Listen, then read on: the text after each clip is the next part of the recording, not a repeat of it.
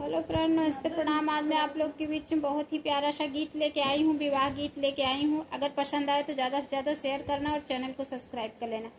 मोरे पीछा वरवा सोनारा बेटउआ यर सोनवा गढ़ई सारी रात रे ललनवा यर सोनवा गढ़ई सारी रात रे ललनवा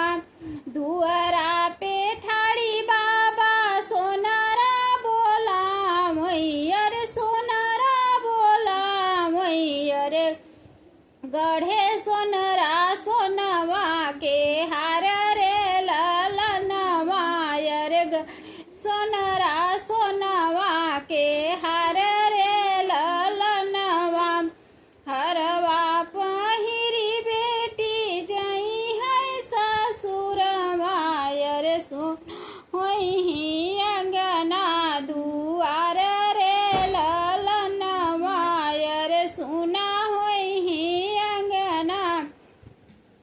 दुआर रे ललनवा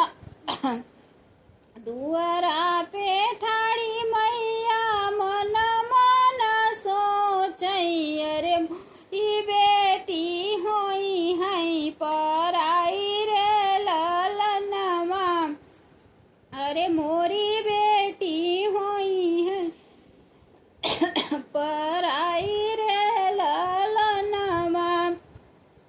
दुआरा पे ठाड़ी माया मन मन सोचई अरे मोरी बेटी है पराई रे ललनवा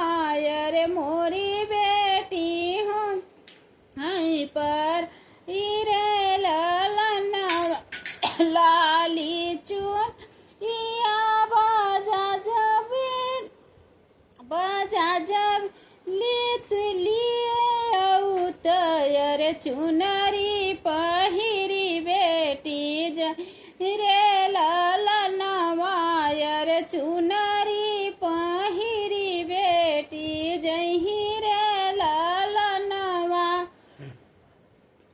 जुटियाए नौआरे जुटियाए उआरायर जुटियाए सगरब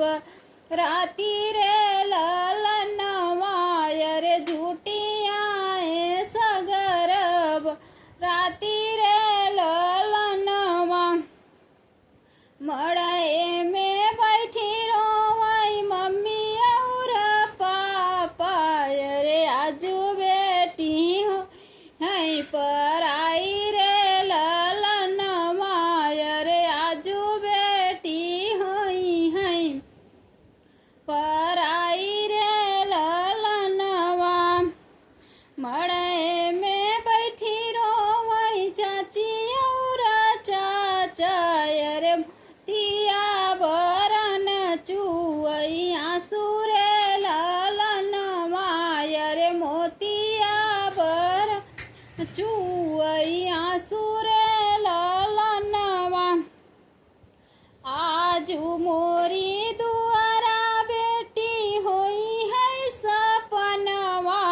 रे सपना के साथ चली जई है रे ललनवा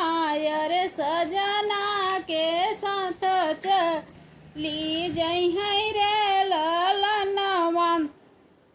अंगना बैठी रोवई भौजी और भैया रे चुना नदी के विदाई रे ललनवा रे आजू नदी कब डाई रे ललनवा आजू जुलारी बेटी होई है सपनवा रे सजना के संग चली जई है रे ललनवा रे सजना के संग चली जई है रे ललनवा मोरे पीछा वरवा सोनरा बेटउआ यर सोनवा गढ़ई सारी राती रे ललनवा यर सोनवा गढ़ सारी राती रे ललनवा। बहुत बहुत धन्यवाद है। अगर गीत पसंद आए तो ज़्यादा से ज़्यादा शेयर करना और चैनल को सब्सक्राइब कर लेना। अपना प्यार दुलार आशीर्वाद बनाए रखना।